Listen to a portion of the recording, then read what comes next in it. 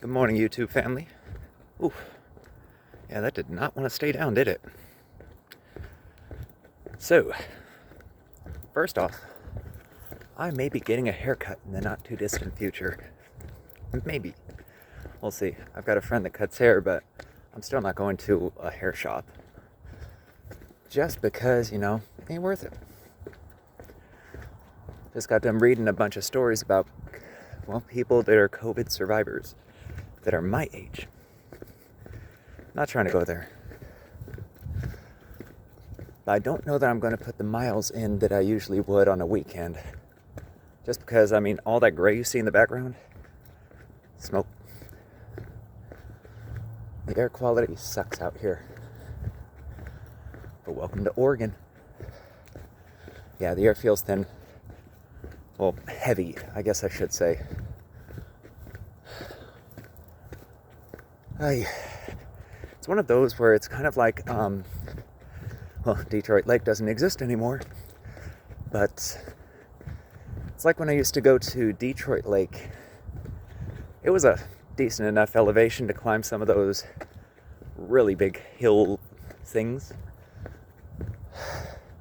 That's what it feels like.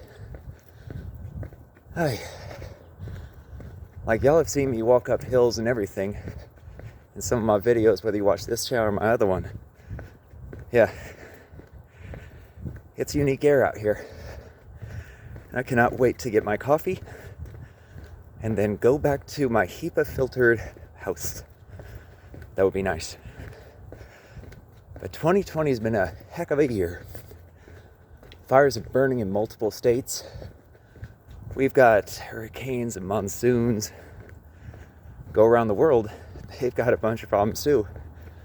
America seems to be getting the worst of it right now. At least from what I've seen. And we are not going to be a world leader after this. The world doesn't respect us. Alright, let's do a 2 + 2 situation here. We didn't have fake news till we had a president who called it fake. And then we had allies. Granted, some of our trade deals, it's like pansies were at the table negotiating, if we're being honest. We're not shrewd like other countries. Or at least, for the most part, we're not. I can't even say that. We're arrogant. Point blank is simple, we're arrogant. As far as wealth goes, right? Country wealth. Think of America as third generation wealth. Okay, so first generation made the money. Second generation watched them make the money. And the third generation just inherited it. And if you go down the line, there's always that one little a-hole that wants to break the family line. That's what separates old money from new money. You gotta let it sit for a couple generations, because when you're rising up, you gotta rise over some traumas. You kidding me? It is not easy building from scratch. Now, don't get me wrong. Anybody that comes from a middle upper class family, they aren't starting from scratch. Not by any means. Anyone that says, "Oh, I did this by myself," no, you didn't. You had all the support in the world. And you probably had a decent education. Most folks don't have that. And you see, what's funny is other developed countries have like Japan, right? Japan is rocking it. Technologically, all that good stuff. Yeah, they had the Fukushima thing, which was beyond embarrassment. But they're rocking it. Us? Nope. We've got people that are overprivileged, or that want to feel privileged. Okay, so let's put this straight. When you look at Trump rallies, you see rednecks. Left and right, up and down, nothing but white, except for boom. Okay, you got one black person. Because that's the thing, when they highlight black people at Trump rallies, there's not a lot. Why? Because the black community remembers what he did with the Central Park Five, among many other things. But we just got to do a fact check here. Okay, we didn't have fake news until a president said, no, they're fake. Just like anything critical of him, I mean, he's just narcissistic. And what's funny is, at this point, we all know. We all know he's an overgrown child asshole. We all know it. Now, if you accept that behavior, I think that says more about you than it does about him. I mean, let's just be real for 2 seconds here. Like, it's not that difficult a thing to figure out. The first thing a cheater will do when they're caught is accuse the other person of cheating or gaslighting, telling them, you didn't see what you saw. Okay? Now, step it down, intelligence-wise, from a manipulator to a lowbrow manipulator. According to everybody that Trump went to college with, that's what he is. Okay? We all know I'm not going to hash it, and I'm not going to beat the hell out of him unless I'm offered the opportunity. So, and I don't attack senior citizens, but we just got to be real about what's going on in America right now. Okay? We have 3 states on fire with actual refugees. Refugees I've spoken to. We've got other states that are going through hurricanes and monsoons and stuff like that.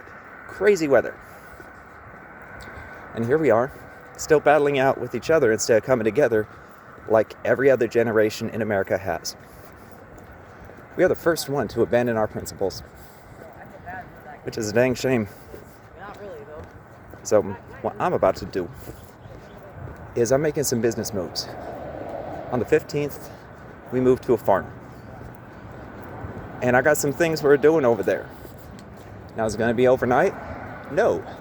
Because I understand what hard work means and what it takes to build a business. This ain't my first one. Not my first one, not my first run. Plus, I'm building allies right now, which is awesome. This is exactly what I wanted when I was going for the job I was going for. Like, my first motivation was to serve my fellow Oregonians. My second motivation was, let me network to serve them better. Like, that's very much my motivation. And I wasn't always a nice guy. I mean, I was a consultant and fixer. And I was a fixer for some lowbrows, meaning these are people who barely crossed the $1 million mark, if that. Maybe 100,000-aires. Okay? In anybody's book that knows anything, that's new money. So, I mean, each person has their own motivations, granted.